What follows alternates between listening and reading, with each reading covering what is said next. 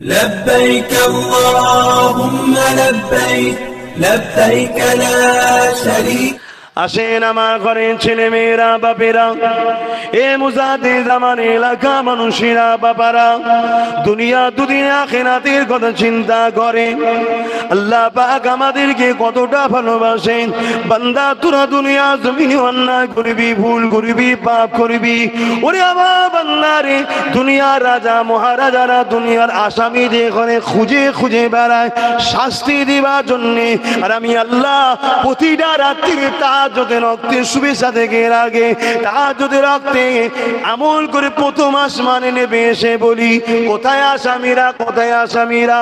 আমি তোমাদেরকে শাস্তি দিবার জন্য ডাকি না, আমার আল্লাহ আসামিদের ঘরে ডাকে আয়, মাথাটা নত করে দিয়ে বল কি লাগবে, আর কত গুনাহ করেছি বল, আমি আল্লাহ তোদেরকে খুঁজি মাফ করব। দুনিয়ার রাজা মহারাজা বাদশারা আমাদেরকে খুঁজে বেড়ায়, আসামিদের খুঁজে বেড়ায়, আমাদের আসামিদের শাস্তি দিবার জন্য, আর আমার আল্লাহ আমাদেরকে মাফ করার জন্য ডাকে। কত মহান সাহিংসা, কত মহান বাদশা, বাদশাদেরও বাদশা, তিনি তো কায়নাতের মালিক, সেই আল্লাহর জন্য কি করলাম এটাই ভাবতে হবে, কি অজ করব, এটাই হচ্ছে আমাদের ভাবার কাজ, আর কিছু না। এইটা যে ভাবতে পারবে তাকে নামাজের কথা বলতে লাগবে না, ও অটোমেটিক চলে যাবে। এইটা যার ব্রেনে বসে যাবে তাকে রোজার কথা বলতে লাগে না, অটোমেটিক চলে যাবে।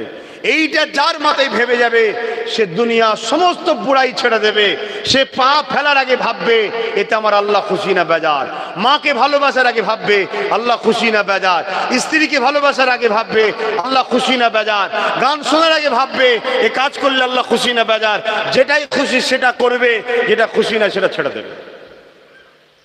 বলুন, আজ আপনি যদি আমার বাড়িতে যান, ভাই আমি একটা ব্যবসা করব, গরিব মানুষ 1 লাখ টাকা দেন, আমি দিলাম আপনাকে। আবার গিয়ে বললেন ভাই আমার ব্যবসাটা সমস্যা, আরো 50,000 দেন, আমি আবার দিলাম। আবার একদিন বললেন ভাই আমার কিছু ঋণ হয়ে গেছে, একটু দেন না, আমি আরো দিলাম। আবার একদিন গিয়ে বললেন ভাই কিছু খাবার টাবার দেন, খিদে লেগেছে, আমি আবার দিলাম। সর্বসময় আমি আপনাকে ভালোবাসছি, আপনি কোনোদিন চাইবেন আমি যেটা অপছন্দ করি সেটা করার? কথা বলুন, চাইবেন? হাই হাই হাই হাই, তাহলে আমার আল্লাহ আমাদেরকে কত ভালোবাসে, তারপরেও তাকে আমরা কেন কষ্ট দিই, তার কাজের খেলাফ করি কেন? তিনি আমাদের তো একটা চোখ দিয়ে ছেড়ে দিতে পারতো, এই যা কানা থাকে এক চোখে, না আমার বান্দাকে কানা বলে ডাকবে, এক চোখে বলে ডাকবে। একটা কান দিয়ে তো একটা কানে কালা করে দিতে পারতো, না আমার বান্দাকে লোক ক্রিটিসাইজ করবে। একটা হাত দিয়ে আর একটা হাত নাও দিতে পারতো, তো একটা পা দিয়ে আর একটা পা নাও দিতে পারতো, একটা কিডনি দিয়ে আর একটা কিডনি নাও দিতে পারতো। আল্লাহ তা করেনি, সব সময় তোমার আমার ভালোর জন্য সব দিয়েছে, দিয়ে বলেছে বান্দারে তোর ভালোর জন্য বলছি আমার একমার রোজা রাখ, গান বাজনা শুনিস না, গান বাজনা করিস না, আমার দাসত্ব কর। বান্দা আমি জানি দুনিয়া জমিনে তুই অন্যায় করে ফেলবি, এ বান্দা এত ভুল করে ফেলবি, আমি আল্লাহ তথাপিও তোদেরকে বলি পৃথিবী পরিমাণ যদি গুনাহ করে ফেলিস, আমি আল্লাহ আমার নাফরমানি করে দূরে থাকিস না।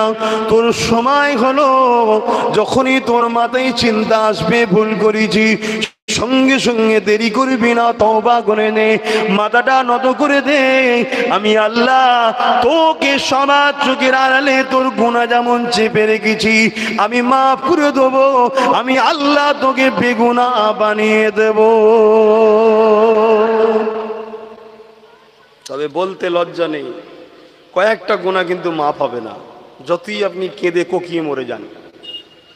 প্রথম নম্বর হলো হক্কুন নাস,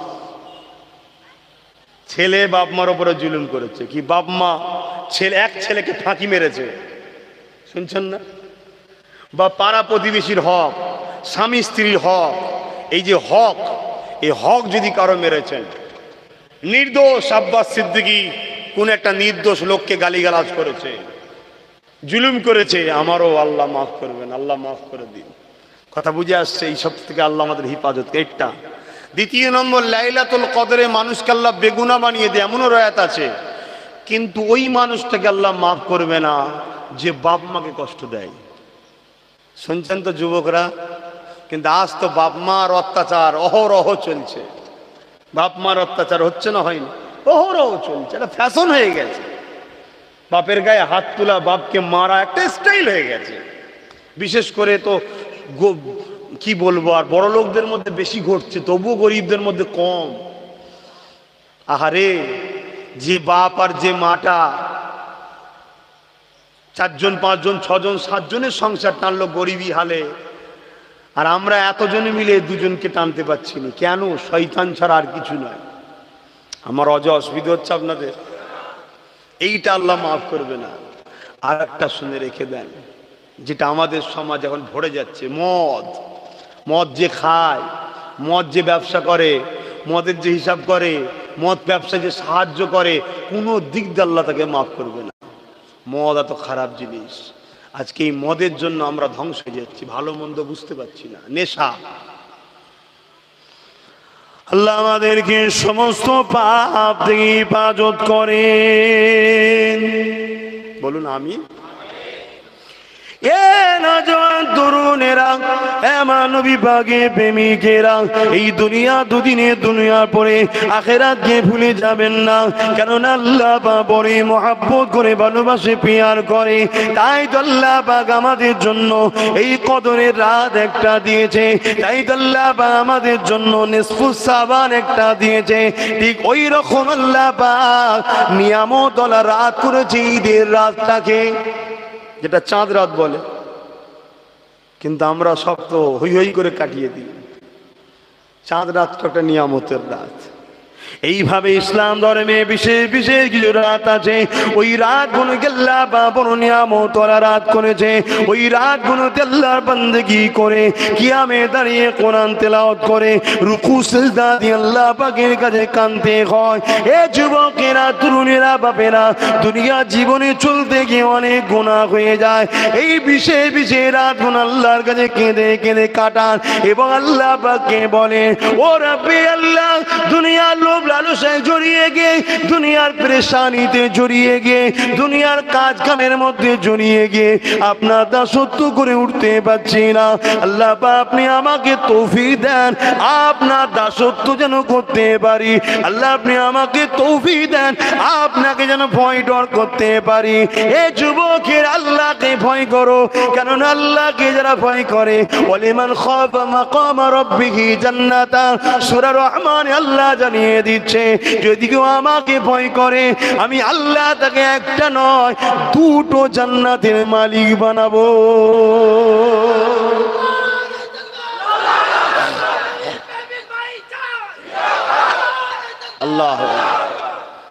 আল্লাহকে ভয় করো। আল্লাহকে বলতে হবে যে আল্লাহ, আমি যেন আপনাকে ভয় করি, সেই ভয়টা আমার অন্তরে ভরিয়ে দেন। আমি নামাজ পড়তে পারছি না, আল্লাহ পড়তে চাইছি, 2 দিন পড়ি তো 3 দিন পড়ছি না, আপনি আমায় হেদায়েত করেন, আপনার করে নেন। ঠিক দেখবেন একদিন দোয়া কবুল হয়ে যাবে। এমন হবে কোটি টাকা লস হয়, হোক গে যাক, আমার নামাজ যেন চলে না যায়।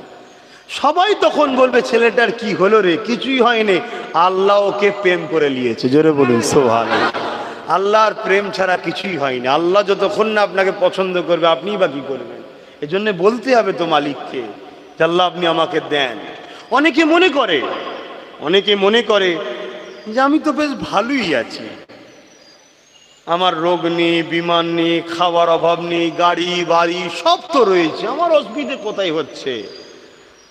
না ভাই, এমন তো নয় যে আল্লাহ আপনাকে সব দুনিয়াতে দিয়েই ছেড়ে দিচ্ছে। লে লে লে সাহাবা হুজুরদের কথা বলছি শোনেন। যখন সাহাবা হুজুররা অনেকদিন বিমার না হতো, নবীর দরবারে গিয়ে কাঁদতেন যে আল্লাহ, মনে হয় আমাদের উপরে নারাজ হয়ে গেছে। কেন না? আমাদের কোনো বিমার, কোনো মুসিবত, কোনো পরীক্ষা তো আসছে না।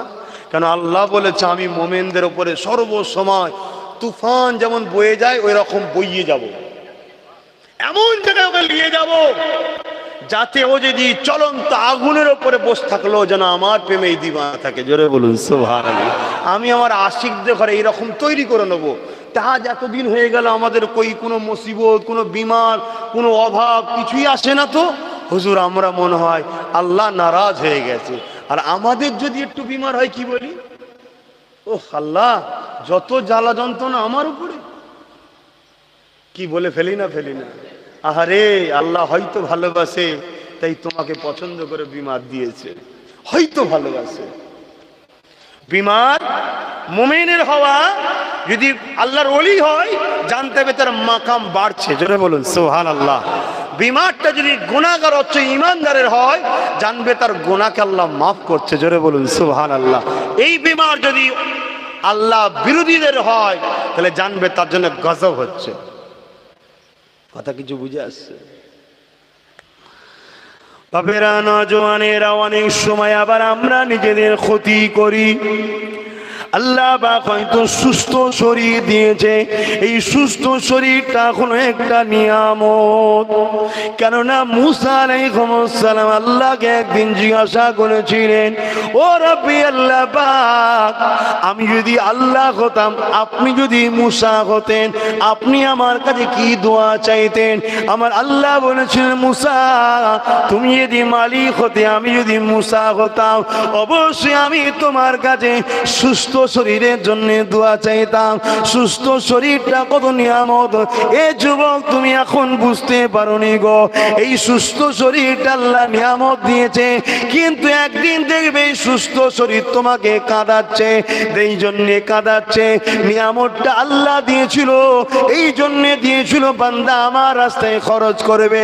তুমি খরচ না করে এই সুন্দর চেহারাটা এমন করে পাপ রাস্তায় খরচ করেছ, এই সুন্দর ক্ষমতাটাকে ইসলামের বিরুদ্ধে কাজ করিয়েছ, এই সুন্দর শরীরটাকে তুমি ঘুম আরাম এসে কাটিয়ে দিয়েছ। আমার আল্লাহ এই রহমতটাকে তোমার জন্য গজবে পরিণত করে দেবে। আল্লাহ তোমাকে এখন ধনী বানিয়েছে, অর্থশালী করেছে, এই অর্থটা অবশ্যই নিয়ামত, কিন্তু এই অর্থ তোমার জন্য গজব হয়ে দাঁড়িয়ে যাবে। কখন গজব হবে? তুমি যখন অর্থটা নিয়ে আল্লাহ রাস্তায় খরচ না করে ফাংশনে চাঁদা দিলে, গানে চাঁদা দিলে, যাত্রায় চাঁদা দিলে, বেশরিয়াত ইসলাম বিরোধী কাজে চাঁদা দিলে, মনে রেখে দিও ওই অর্থটা আল্লাহ দিয়েছে, অন্য কেউ নয় গো। এই রহমতটাকে, আল্লাহ দেয়া নিয়ামতটাকে খারাপ রাস্তায় খরচ করার জন্য আল্লাহ পাক তোমার উপরে এই নিয়ামতটাকে গজব বানিয়ে দেবে। দেখা যাবে এমন মুসিবতের মধ্যে পড়েছো, এই অর্থের জন্যই তোমার ছেলে তোমার বিরুদ্ধে লেগে গেছে, এই অর্থের জন্যই তোমার ভাই তোমার দুশ্মন হয়ে গেছে, তখন এই অর্থটা তোমার জন্য আর রহমত নয়, গজব হয়ে গেছে। হয় না? হয় না? আমরা বিবাহ করি, বিবি হলো নিয়ামত, স্বামী হলো নিয়ামত, কিন্তু এই নিয়ামতটা একদিন গজব হয়ে দাঁড়িয়ে যায়। কখন? যখন আমরা স্ত্রীকে বা স্বামীকে আল্লাহর বিধান বা নবীর সুন্নতের বাইরে গিয়ে ইস্তেমাল করি। আর বেশি বলতে পারবো না। আমাদের ঘরের ছেলেরা অনেক ভুল করছো। সামান্য শান্তির জন্য এমন একটা বিষ পোড়া হবে না, সারা জীবন লোকের কাছে মাথা হ্যাট করে ঘুরতে হবে। কথা বুঝে আসছে? আমি বিশেষ করে ইয়ং ছেলেগুলোকে বলছি, আজকাল সব মোবাইলে নোংরা ছবি দেখছো, খবরদার। তুমি একটা স্বামী স্ত্রী সম্পর্কটাও রসুলের সুন্নাত অনুযায়ী তোমায় সম্পর্ক করতে হবে। তোমাকে জানতে হবে তোমার নবী তার স্ত্রীর সঙ্গে কিভাবে সংসার করেছে, কিভাবে সবকিছু সম্পর্ক। আর বেশি বলতে পারছি না। এর মধ্যে ইবাদত আছে, এর মধ্যেও নেকি আছে, সব আছে, পাপ নয়, স্বভাব। যদি সুন্নাত তরিকায় তুমি একে অপরে এক জায়গায় হও, আর সুন্নাতের বাইরে গেলে ওই বিবি তখন তোমার জন্য গজব হয়ে দাঁড়াবে, ওই স্বামী তখন তোমার জন্য গজব হয়ে দাঁড়াবে, রহমত আর থাকবে না। তখন তুমি বলবে, হুজুর কিন্তু বিয়ে করে আর এক জ্বালায় পড়লাম। জ্বালা তোমরা টেনে এনেছো বাপ। কি আমি কথা বলছি, খারাপ লিখছেন না তো? এটাও তো ইসলাম। ব্যাপারটা হয়ে গেছে কি জানেন, আমরা যখন কিছু বলি আপনার না জানা থাকলে সমস্যা, আর ওই বিষয়ে তো আলোচনা, এখন আলোচনাটা একতরফা হয়, পুঁথি কয়েকটা কথা আলোচনা হয়, বাকি তো সব বিষয়ে আলোচনা এখন ওয়াইজিনরাও করেনি। আর করলেও আপনাদের মধ্যে এক শ্রেণীর মানুষ চমকে যায়, আবার এক শ্রেণীর মানুষ বলতে শুরু করে, হুজুর কেন বলবি, নানা রকম সমস্যা।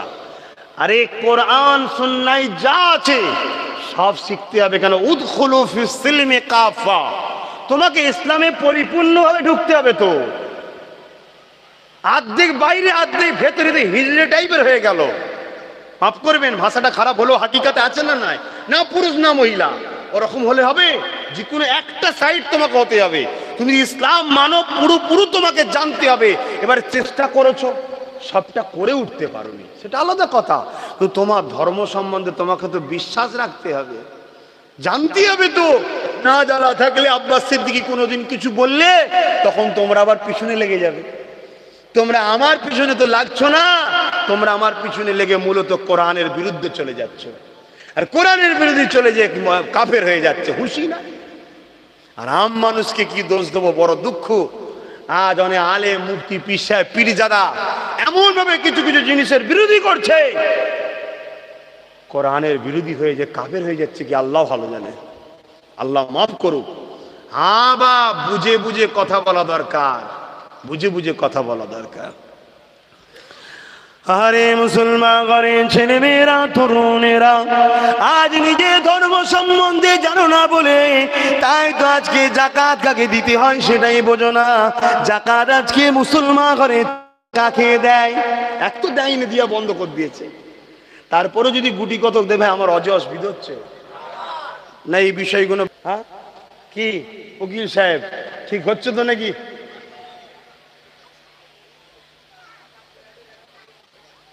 একটু সরে আসেন না আমার ভাইরা, সরে আসো। যার মোবাইলটা আছে তাকে বাদ দিয়ে বাকিরা চলে আসো, সরে আসেন। আমি এই কি বলে, আমার ওই হাজি সাহেবের ছেলেদের জন্য আমার সব সিস্টেম চেঞ্জ করতে হয়েছে। আমি যাত্রা জলসা করি না, হাজি সাহেবকে ভালোবাসি, সেই সূত্রে ছেলেদের সঙ্গে সম্পর্ক। আমার বলেন না ওরা সব আছে, সব আছে তো না ভাই, আপনাকে যেতে হবে, একটু দেরি করি, ঈশান নামাজে পর উঠতে হবে। এই যা হলো, ওই যে বসে আছে কোথায় গেল তরলপুরের গুলো, ওরাও বলবে আমাদেরও আসতে হবে। এবার রিসেন্ট একটা আমার এই কোথাও নিলাম, ওই দিকে সন্তোষপুর না কি বলে, ওরাও বললো তাহলে ঈশার পরেই নিতে হবে, নাই তোমার মগরেব থেকে ঈশা ছিল সব ঠিক আছে, অসুবিধা নেই। তো পাড়া প্রতিবেশীর মধ্যে ঘরেই হজ করছি, তার বাইরে না, ঘরেই তো হজ করছি, তার বাইরে হজ করছি নাকি। সরে আসেন, ভেতরে ঢুকে ঢুকে আসেন, একটু বসেন জান্নাতের বাগানে। হাই রে আমার কপাল, ভাই আমার, বসো আল্লাহর জান্নাতে। দুনিয়ায় অভ্যেস করো, দুনিয়ায় অভ্যেস করো। আহা, কার কোন কাজটা আল্লাহ পছন্দ হয়ে যাবে কে জানে।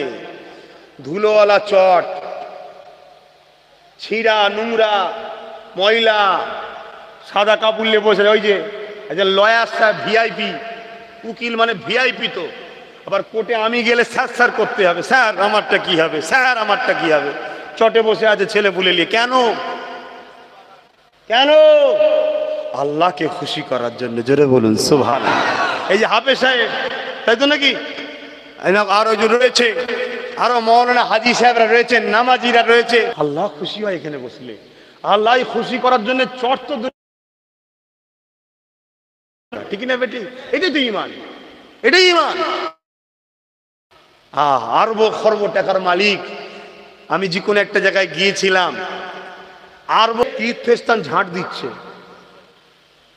আর আমাদের মুরিদকে যদি বলা হয় বাবা একটু দাঁড়া না রে বাবা, হুজুর বসতেই বলে না, পালা। তকদির খুলবে, নিজেকে প্রথম ছোট করো, তারপরে তো আল্লাহ তোমায় বড় করবে। বিশ্বাসে মিলাই বস্তু তর্কে বহুদূর।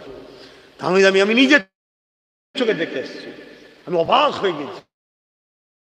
শ্বাস বাবার ধর্ম, বাবার দরবার অন্য ধর্মের, তাহলে আমি জানি একমাত্র আল্লাহর মনোনীত ধর্ম ইসলাম, বাকি সব মানুষের তৈরি করা। তারপরও আমি তর্কে যাচ্ছি না, তার বিশ্বাসে সে পাচ্ছে বলে তো ঝাড় দিচ্ছে। সে একবার ঝাড় দিয়ে পেয়েছে বলে তো ঝাড় দেয়।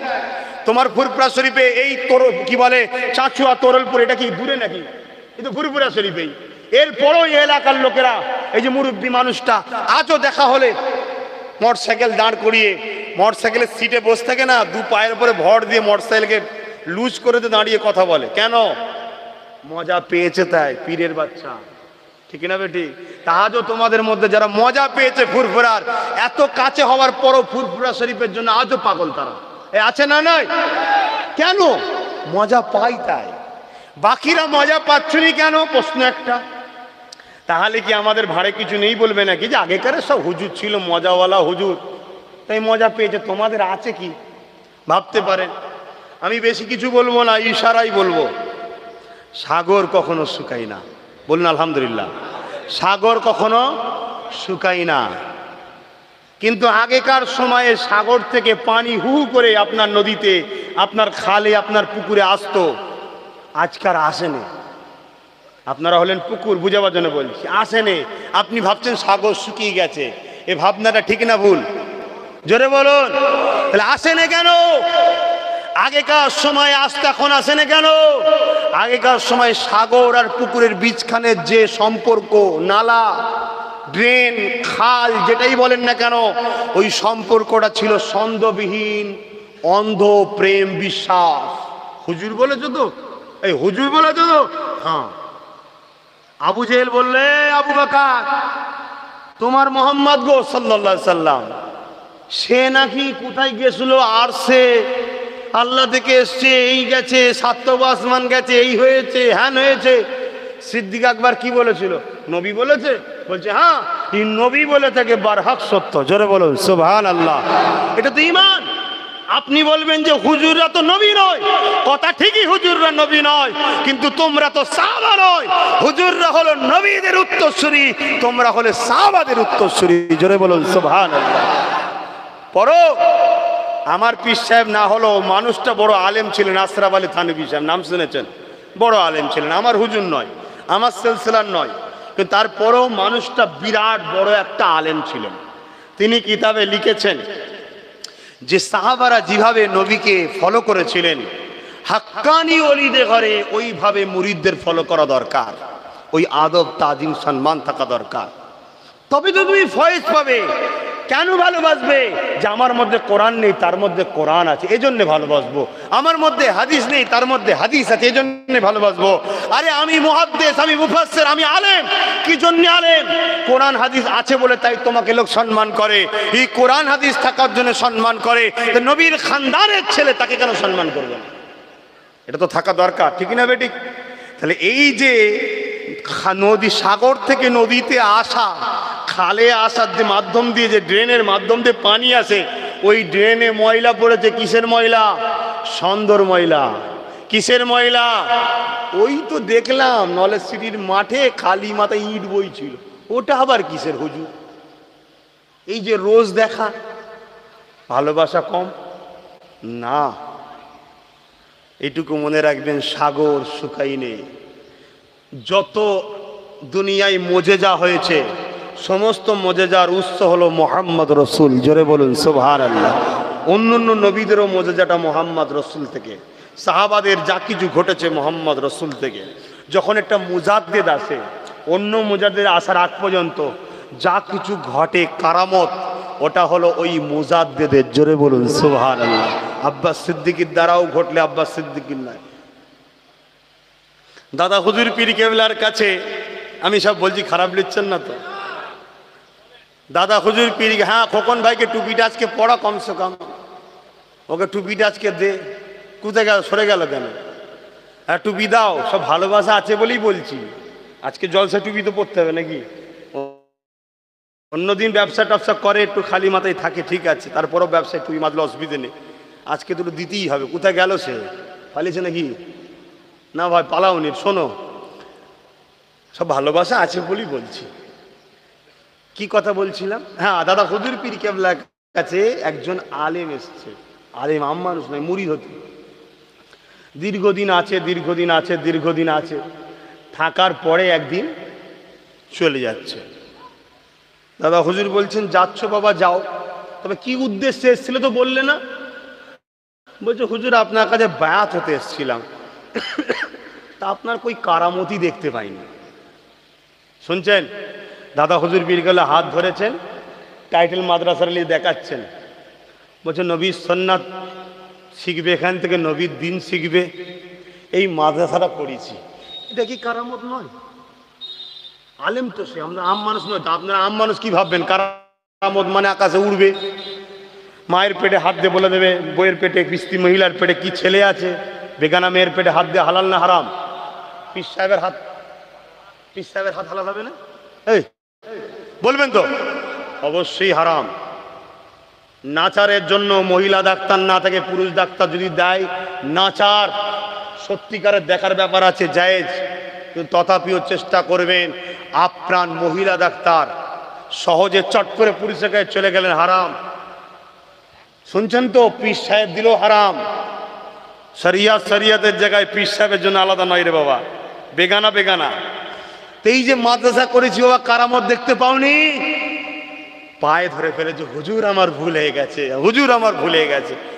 ও তো বলতে চেয়েছিল কি হুজুরের কাছে আসবে, বোতলে ফুঁদে বোতল ফেটে যাবে, আকাশে উড়বে, তবে তো সে আল্লাহর ওলি। এ তো জাদুকররাও করে ভাই। কি না, রসুলের সুন্নাত অনুযায়ী চলে, কি বলো? আমি ওটা মিলাচ্ছি না, আমি বুঝাতে চাইছি। অনেকে ভাবে যে সিদ্দিকী হয়তো কি আর হবে বান্না, আমি যে নলেজ এটা করছি, এটা কি খারাপ নয়? হ্যাঁ, বুঝা